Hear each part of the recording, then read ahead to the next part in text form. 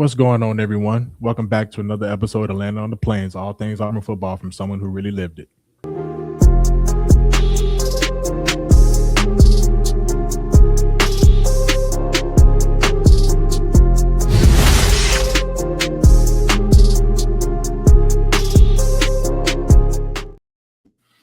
Welcome back, everyone. This is Landing on the Plains, and I am Chandler Wooten, former linebacker, team captain, and NFL vet. And today we got another good one. And joining me today, my good friend Kyle. Kyle, welcome on.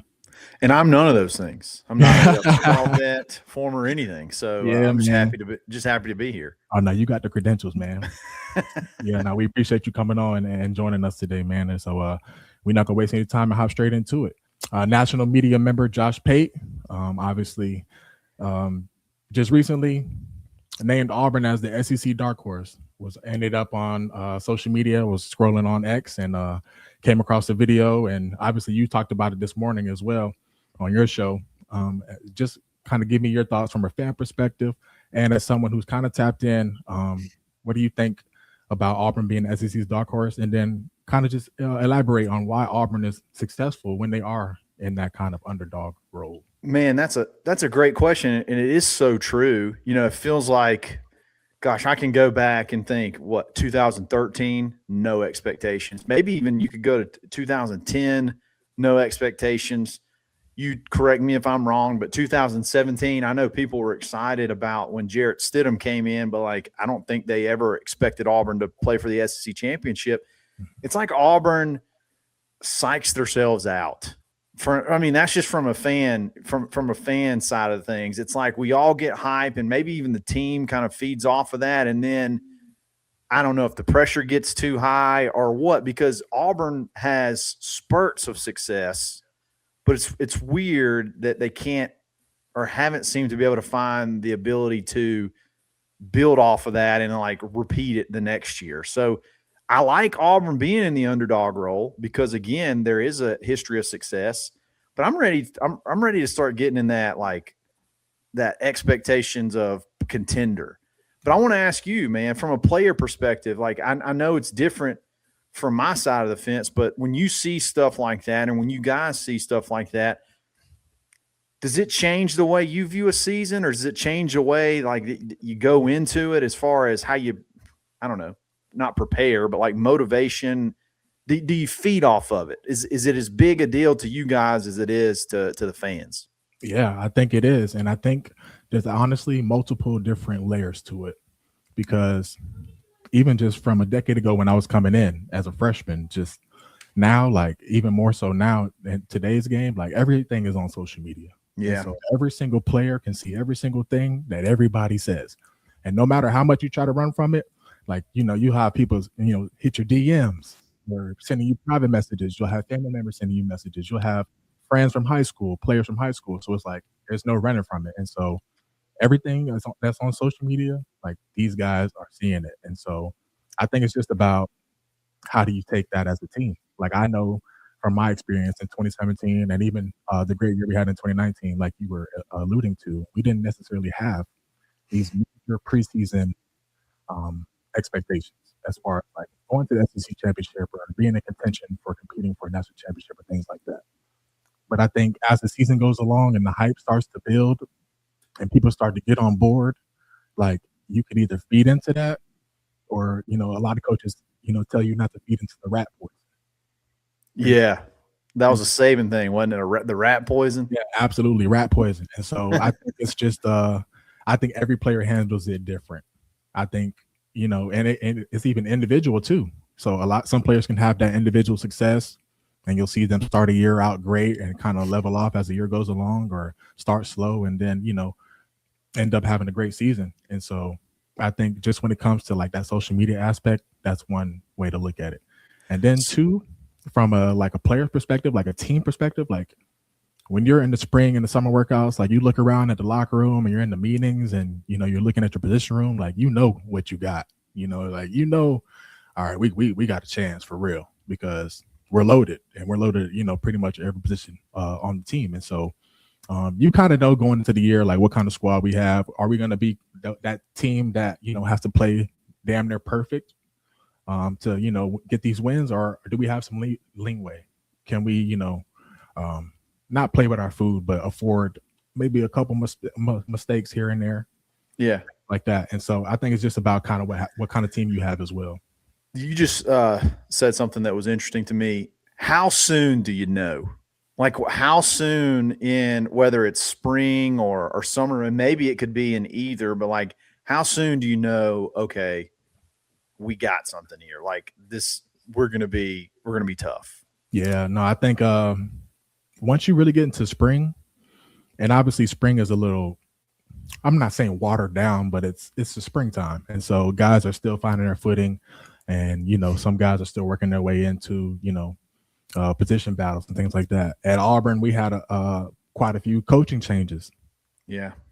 As well, and so sometimes you have to learn a new system and things like that. But like I said, when you look around, like we're out there on defense, and I'm looking around behind me, and I see damn good player. I'm looking out there at corner, and I see 2 NFL corners, and I'm looking in front of me, and I can see Kobe Wooden, and I can see, all these different guys. I can see Eku Leota and Derek Hall, and I'm looking next to me, and I can see OP, and I can see Zacoby McClain. Like, I know we have a damn good team, So it's like, early on, and then as the season goes along, and I think one thing people don't really realize is it's not necessarily just about who's on the roster, but it's more so about like the work that's being put in. Yeah. And so it's like once you start going through that process and you start to see, what kind of work ethic the team has, like what kind of team we're going to be, what kind of culture we have, like that's when if you have a chance. It's not always just about the talent. All right. On the flip side, how do you know when you're like, okay, we're in trouble? Yeah, and I think I just started to allude to it. Once you start to really get into that process, and it's no longer just about like we have all of these players, we have this talent. Now it's about our guys on time, our guys, bringing young guys along in the locker room, our guys, watching extra film and doing these extra things that make a team great, our guys being leaders and not followers. And so I think once you really get into that process, and either things are going the way they should or not going the way they're supposed to go, like and so I think there were a couple of years when I was at Auburn, and we hit that summer, like this is the time that they're in right now is where it starts to really come to fruition, to come to light. Like we're either going to be a damn good team, or we're going to we might struggle. Do you think, Chandler, do you think you can have one of those things and still struggle? Like, let me give you an example. Like, do you think you could have like really good team chemistry, really good, work ethic and things like that, but like you're missing a guy at a certain spot that can like change the game? And I'm trying to think of a good example. It has felt like the last several years, the defense has been fantastic, like championship level defense, but I feel like the quarterback has kind of been where you've been missing the boat, at least going back until, maybe after Bo got injured, in 2021 or whenever that was. Can you have like the discipline? Can you have the good chemistry and everything, and then you can see maybe you're just missing a couple of guys? Yeah, I think you can. And honestly, also to another layer is like you could do everything right, have everything that you need, and the SEC is just so good, so deep. You could lose 3-4 games just because the teams you're playing are so good. But I think what takes you over the top is that team chemistry, is that the relationships you have and things like you alluded to. And so I think it's important for guys to really like understand, like I was talking about earlier, it's not just about the talent. Like it's about like building everything and like coming together, because like you alluded to, like once you really get into the trenches, once you really get into like the meat of the season, like all of the work that should have been done, it's too late to do it. And so I think there were some years when I was at Auburn, like, and this is another thing like that goes into it too. Like once some things don't necessarily go your way, and maybe even early on, like some guys, like they kind of like turn the other way or like shut down in a way, if that makes sense. And what I mean by that is it becomes about them, and it becomes about, oh, maybe we're not having the team success that we envisioned. So now let me worry about myself and I need to make it to the NFL or even nowadays NIL money or things like that. So Yeah. I think it becomes about other things instead of keeping the eye on the main prize.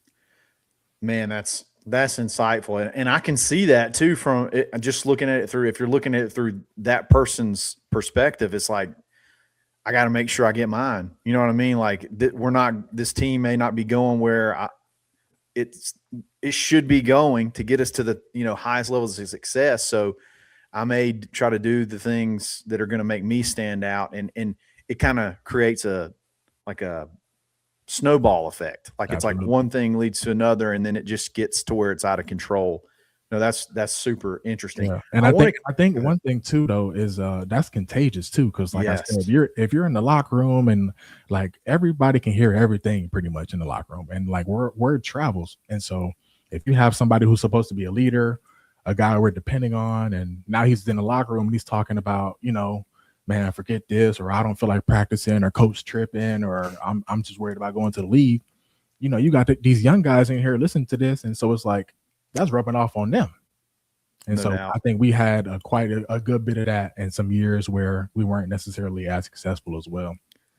Does every team, or is it maybe team to team, and it could be one individual or it could be a group of guys? Do y'all like designate like an enforcer, like that guy that's like, okay, if you keep screwing around so-and-so's, you're going to have to answer to so-and-so, and they're going to, they're going to bring the heat, or they're going to make you pay for it because they're going to get you back in line. That could be a coach, it could be a player, or it could be a group of players. Who was that whenever you were playing, if there was one, and then who's somebody you could see on this current team potentially being that guy that's like, if you keep missing workouts, you got to go answer to him. Oh yeah, I think naturally, like it depends on who the guy is necessarily. But there were definitely some guys, especially when I come in, and it's not necessarily like, oh, a coach will appoint this guy or this is what they said. It's just like, that's just how he carries himself. That's how he moves. And so guys just understand like he's not to be played with. So when he speaks, you listen. And so especially and that's why we were so good my freshman year, like 2017, like we had so many guys like that. Like, right. You just don't play around with them. And we had some coaches like that too. And so like you weren't playing around with Coach G. No, you weren't playing around with T. Will. You weren't playing around with, all these guys. And so I think it's like layers to it, like coaches, and then it goes down and like it trickles down to players. And so like I think in college, especially like individual rooms, like holding individual rooms accountable is so important, because like you're talking about teams of 100 plus now, especially now with the new rules and how many scholarships guys can have. So you're talking about these big rosters. And so I think it's important to have like that guy in every single room. Like, who's your guy in that room to hold this room accountable? And then that'll trickle over to the rest of the room. And so like my freshman year, or, when I was a young guy coming in, like we had phenomenal leaders in my linebacker room, like Trey Williams and Deshaun Davis.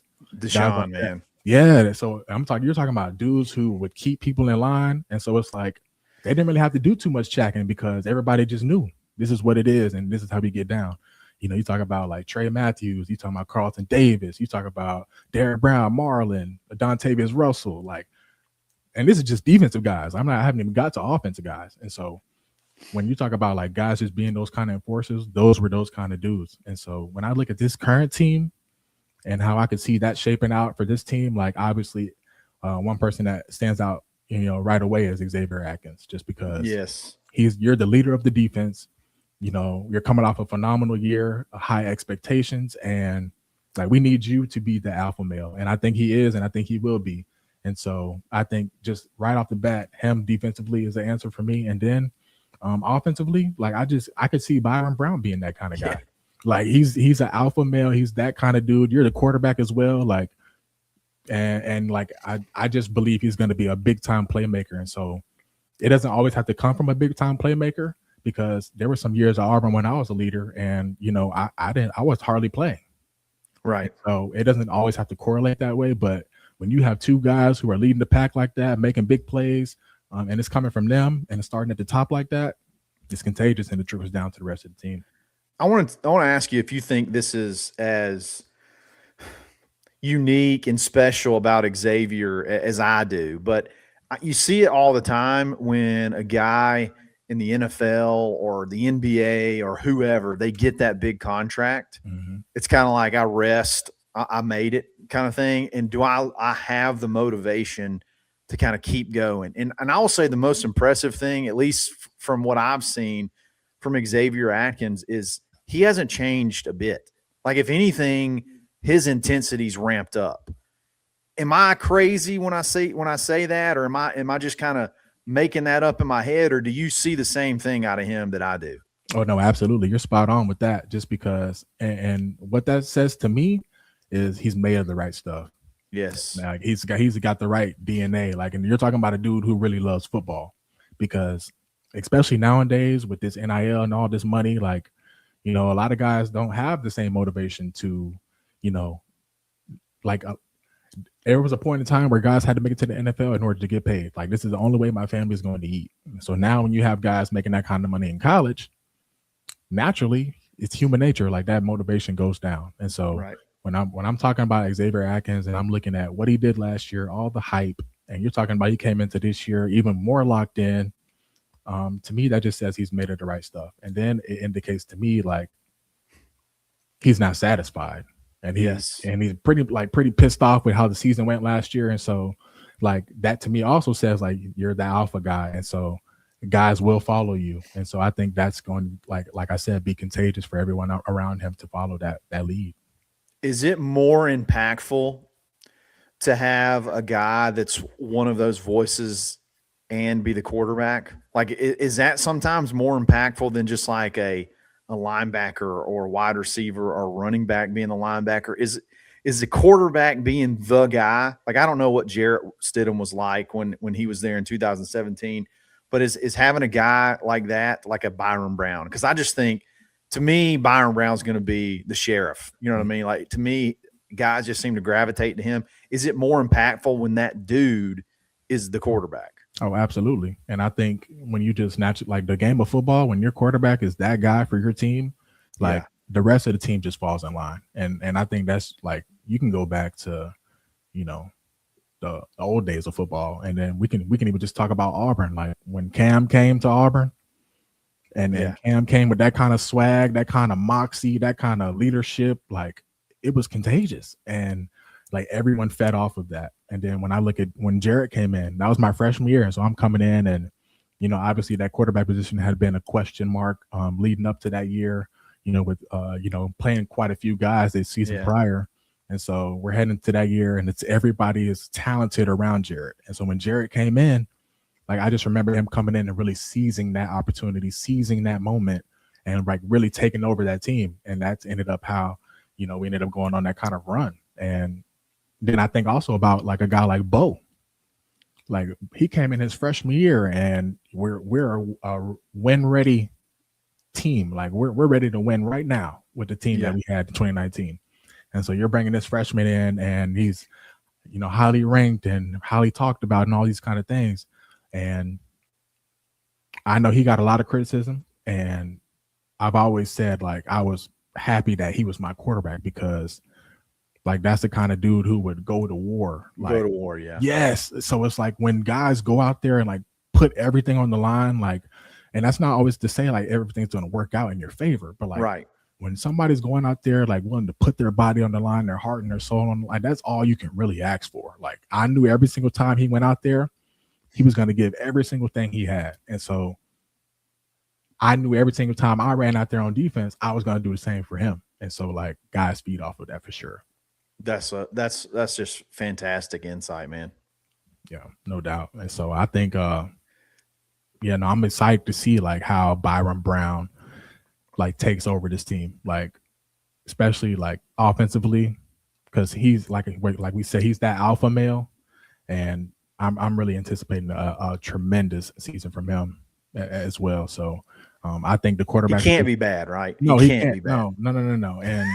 And like a lot of people, you know, say like, oh, he's coming from USF and how's it going to translate, you know, and like one thing people are not mentioning is he's coming like into the same system he was playing in. Yeah, dude. The So it's not like continuity. he had to come here and learn something entirely new. Like he's running the same stuff just in a different jersey. And so like he's a veteran in this system. Like he knows it like the back of his hand. And so I think once we really open up that playbook and we get into the season, I don't see, you know, too much of a drop off in his production, if any, from what he did at USF last year. Exactly. Like if he goes to Miami or somewhere else, They're talking about him crazy. they're talking about him like crazy, but also like it would probably take him a couple of games. You know what I mean? Like Golish says we got all our checks in already and everything installed in spring. Like we're ready to go right now. That just, to me, that's unheard of. If this kid can't be good, like if he's not good, then Auburn has done something that they have to go like sacrifice animals or something like that to like let the stars realign. Like it's just something's off. Right. That's got to get fixed. That's beyond football. If this isn't a success, man, I don't really have any answers for you at this point. Absolutely. Yeah, no, but I definitely appreciate you coming on today for sure. Thanks, man. It's been awesome. Great talking to you as always. If you like this episode, make sure you like, share, and subscribe. And as always, War Eagle.